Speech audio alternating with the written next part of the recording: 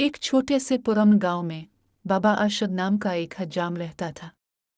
वो न सिर्फ अपने हाथों से बेहतरीन हजामत करता बल्कि अपनी बातों से भी लोगों के दिलों का बोझ हल्का कर देता था। इसकी छोटी सी दुकान गांव के बाजार के कोने में थी। दुकान में एक पुरानी लकड़ी की कुर्सी, एक छोटा सा आईना और चंद पुरानी कुर्सियां थीं जहां लोग अपनी बारी का इंतजार करते थे। बाबा अरशद की शख्सियत में एक अजब सुकून था। इसकी सफ़ेद दाढ़ी और नर्म मुस्कुराहट हराने वाले को तसल्ली देती थी।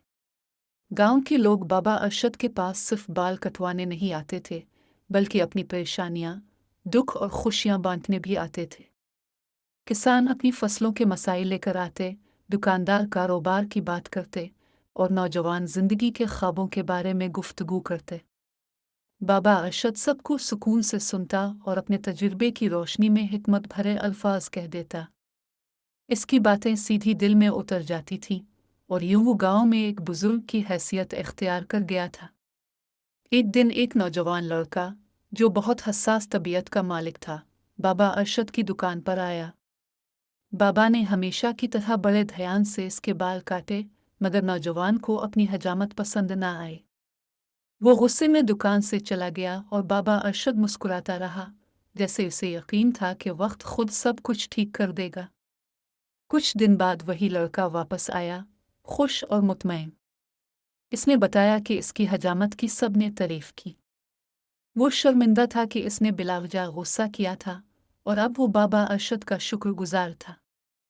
बाबा अरशद की दुकान न सिर्फ एक हजामत की जगह थी बल्कि वो गांव के दिल की धड़कन बन चुकी थी।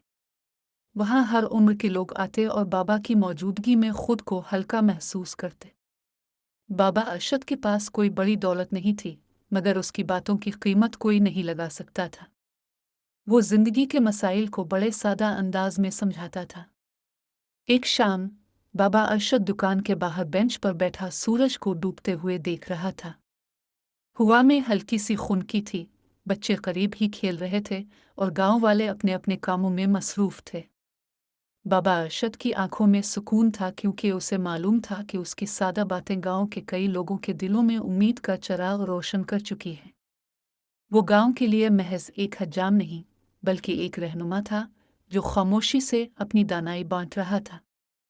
यूं बाबा अरशद की कहानी हमें सिखाती है कि कभी कभी छोटे लोग सादा बातों के जरिए बड़ी जिंदगियां बदल देते हैं।